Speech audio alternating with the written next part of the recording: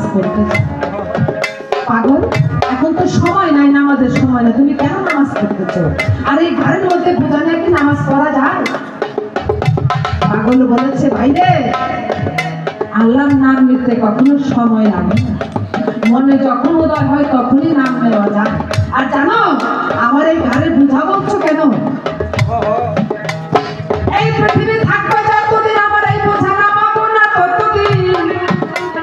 আর এই বোঝার যে ওজন কেউ সহ্য করতে পারে না।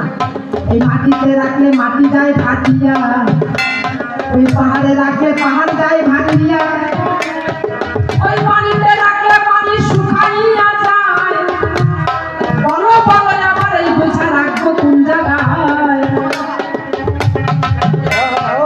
বলল আমি সব থেকে শক্তিশালী পুরুষ, দাও আমি তোমার ঝুলা রাখতে চাই।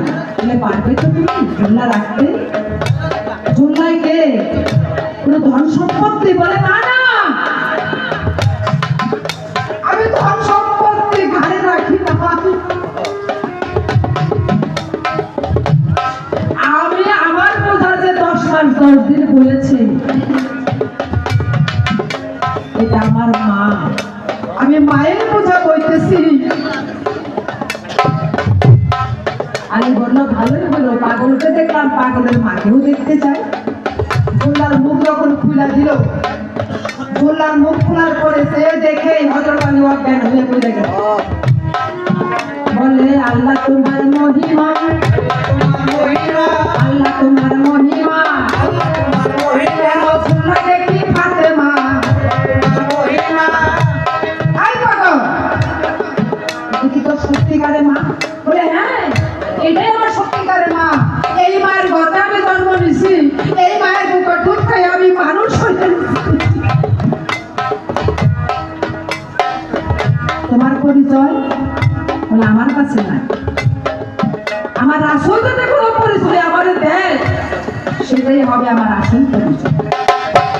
এ কথা যখন দেখে হযরত আলী শুনলো, কাঁদতে কাঁদতে দেখেন বাড়ির পথে গেল। যাওয়ার পরে তখন আমায় সবাই দিচ্ছি বোঝা, আমার রাসূল দেখে কাছের লোক বসিয়া গিয়ে বলছে পাখি কোথায় যাও না তাড়াতাড়ি, পাখির আশায় বসে আছি বলছি প্রকাশ করি। এই কথা যখন আমার হযরত আলী শুনলো, তুই চোখে পানি দাদা তখন সেরে দিল।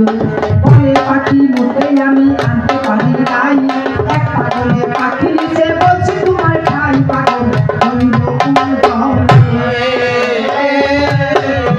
ওই পাগলের পরিচয় বলে তোমার কাছে আছে।